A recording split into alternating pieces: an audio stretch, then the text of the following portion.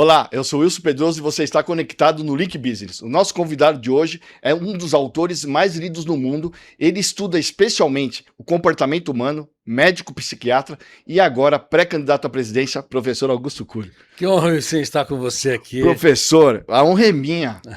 Você não sabe, hoje eu cheguei, o pessoal, a gente escuta, né? Ficava só cochichando, né? Que bom. Augusto Cury. Bela, fala pra mim, você já leu todos os livros dele ou não? Já, a Bela produção. Ela estava só cochichando lá e falando que leu os seus livros. Professor, o que traz um médico psiquiatra que estuda o comportamento humano, que estuda a saúde mental, saúde emocional, se colocar como pré-candidato? Então, e publicado em 90 países, mais de 90 países. Não precisaria entrar num ambiente tão tóxico como a política. Você sabe muito bem, né, Wilson? Você é um especialista na área. Eu nunca encontrei um ambiente tão degradante, onde as pessoas lutam por projetos pessoais, lutam por projetos partidários, mas não lutam para o Brasil que importa. Mas, professor, o Brasil que soma. Eu já vi o senhor falando, a gente vai para um outro caminho, mas eu tenho uma dúvida, porque eu sempre falo que na política tem o seu lado ruim, mas se olhar o mundo empresarial também tem. A política também não é reflexo de uma sociedade por completo? Ou a política contamina a sociedade por completo? Olha, Wilson... Porque existe médico ruim, existe né, advogado ruim, empresário ruim, puxada de tapete para virar um CEO de uma grande multinacional. Mas a política, muitas vezes, ela é observada porque tem muita mídia em cima. Não é isso? Você sabe que a tua tese é interessante.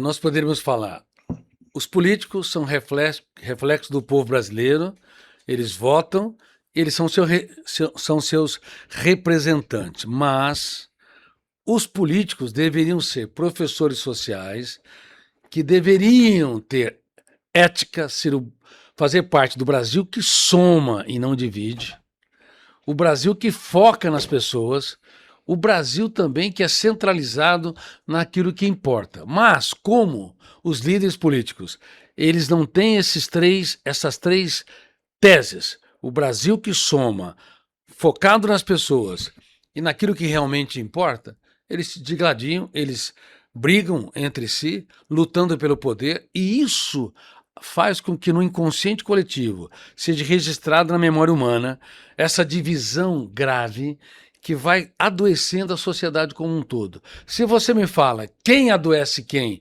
se a sociedade adoece os políticos ou se os políticos adoecem a sociedade, a minha posição é clara. Os políticos adoecem a sociedade.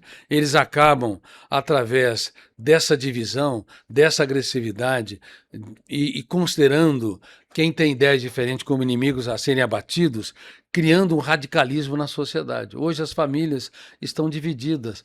Pais e filhos não podem falar em quem vão votar, porque é uma discussão interminável.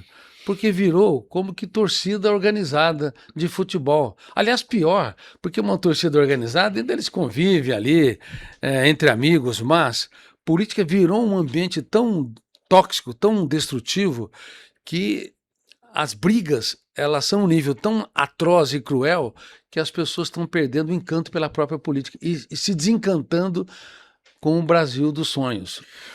Vamos voltar para conhecer um pouco mais sobre Augusto Cury. Professor, o senhor é um dos autores brasileiros mais festejados pelo mundo, né? Em que momento o senhor sentiu que as suas obras estavam impactando muito mais que os consultórios e as universidades? Uma pergunta interessante. Deixa eu fazer um retrospecto, já que você está entrando na minha história. Eu era a segunda nota da classe no ensino médio, de baixo para cima. Tamo junto! Bom, e acho que estamos juntos com milhões de jovens. Eu não me adaptava ao currículo escolar. Eu também não. Porque o professor, ele explicava matemática, química e física, mas eu não estava interessado, eu pensava como telas, pensava como imagem mental. Eu não era cartesiano, racionalista. Cartesiano é René Descartes, que queria que a educação seguisse toda uma lógica matemática, o filósofo francês, né? Bom, Mas o professor falava de física e eu queria mudar a língua portuguesa. Minha letra era péssima. O A era um ponto. O professor falava de química, eu queria continuar mudando a língua portuguesa. O B era um ponto sobre o outro. O C, 3 pontinhos, o D, um ponto e uma barrinha. Eu estava interessado em abraçar o mundo, em construir projetos de vida. Eu não estava muito interessado nessa educação clássica. Aí os alunos se reuniram. O que vamos ser? Bom, uns queriam ser engenheiros, outros veterinários, outros advogados. E eu lá falei, eu quero ser um médico e um cientista. Silêncio geral. Tipo, aquele silêncio que você não quer, que te incomoda. Depois vieram os deboches. Aí eu percebi a primeira grande ferramenta de gestão da emoção. Sabe qual é? As principais decisões humanas são solitárias. Eu decidi estudar, eu decidi lutar pelo meu sonho. Estudei 12 horas por dia e me tornei o melhor aluno de matemática. Eu só tinha um caderno e não tinha nada escrito no ensino médio. Melhor aluno de matemática, melhor aluno de física, melhor aluno de química. E eu entrei entre os primeiros na faculdade de medicina. Só que no segundo para o terceiro ano, eu tive um acidente emocional. Eu creio que eu vou me identificar com milhões ou dezenas de milhões de pessoas no Brasil. Eu passei por um estado depressivo.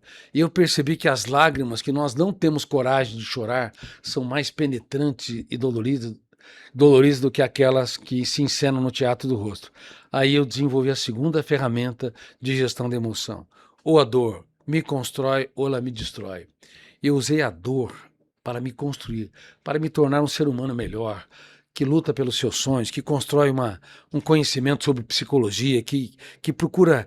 Eu procurava me entender, porque eu dirijo um veículo, era um veículo ruim, não era um bom veículo que eu dirigia, mas porque eu não dirijo o veículo da minha mente, porque eu sofro pelo futuro, porque eu cobro demais de mim, porque eu tenho pensamentos tão doentios. Então eu comecei a impugnar, discordar e confrontar desse lixo mental e transformando o que eu tenho de pior em adubos para me tornar o que eu sou. E isso, o senhor é da tese, o senhor acredita que essa falta de colocar para fora, coloca para fora, né, a emoção, pode chorar, isso adoece as pessoas quando elas guardam para si, guardam para dentro, e uma das grandes doenças também é a ansiedade nessa questão? Olha, sua pergunta é importantíssima. Uma pessoa que represa a sua dor, os seus pensamentos perturbadores, seu sentimento de culpa, seu sentimento de que não tem esperança, ela vai transformando essa dor num monstro insuperável. A dor que é conhecida vira um animal de estimação. A dor que é dividida, ela é muito mais fácil de ser superada.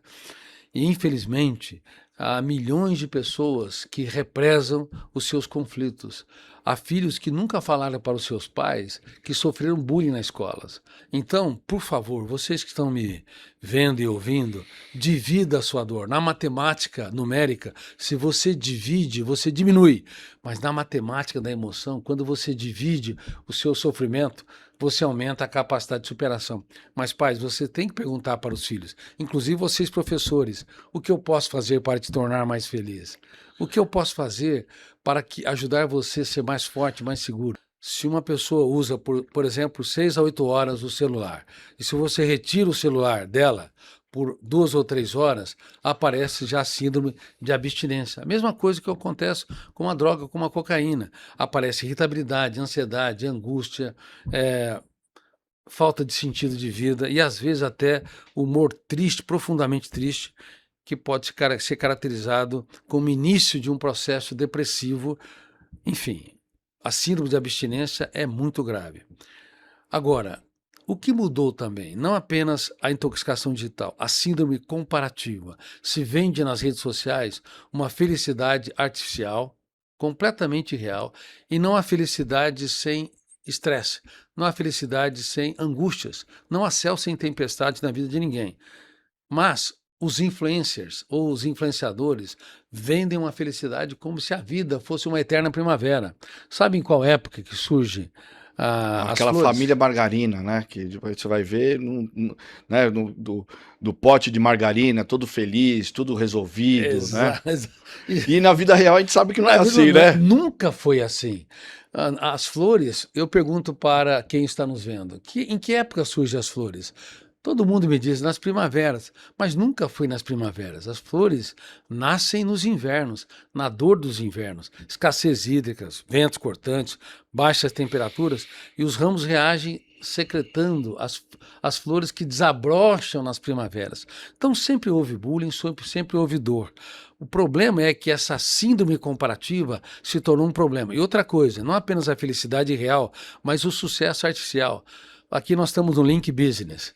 Tá? Você recebe muitos empresários. Nenhum grande empresário se tornou grande antes de passar por crises, por perdas, por fracassos e achar que em alguns momentos eles não queriam continuar. Quando eu passei pela minha crise emocional, eu usei a dor para me construir. Então comecei a escrever como penso, por que não dirijo o veículo da minha mente, o que é o eu. E eu comecei a escrever centenas de páginas. Quando eu terminei a faculdade de medicina, eu tinha 400 páginas e procurei várias editoras. Mais um fracasso, porque ninguém quis publicar meu livro. Então eu vim para São Paulo e logo ganhei protagonismo, era consultor do jornal Folha de São Paulo, consultor científico, fazia matérias nas TVs, mas 2 anos depois eu percebi que eu estava traindo uma pessoa muito importante, traindo os meus sonhos. E quem não é fiel à sua consciência tem uma dívida impagável consigo mesmo. Eu estava traindo o meu sonho de construir uma nova teoria sobre o funcionamento da mente num país que não valoriza os seus cientistas. Voltei para o interior e comecei a escrever nos intervalos das consultas, nos finais de semana, nos feriados. Passaram os 17 anos, até que eu tinha 3.000 páginas. E quem vai publicar um livro tão grande? Vou publicar esse livro agora, depois de tantos anos, daqui 3 ou 4 meses. Bom, mais um fracasso. Ninguém quis publicar. Agora, se te fecham eu quero falar para os jovens, para os pais, para as mães, para os professores, se fecham as portas, reitero, se te fecham as portas, arrombe as janelas.